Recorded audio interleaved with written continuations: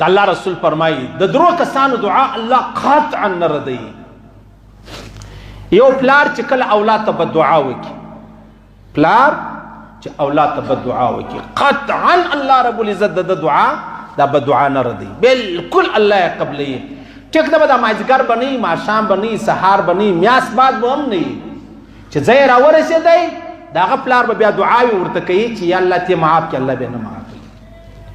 په دې وجه د الله رسول فرمایي اولاد ته بددعا مه کوه.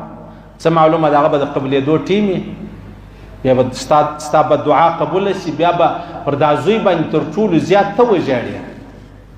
صحیح شو؟ بددعا سړی قطعا نه کوي.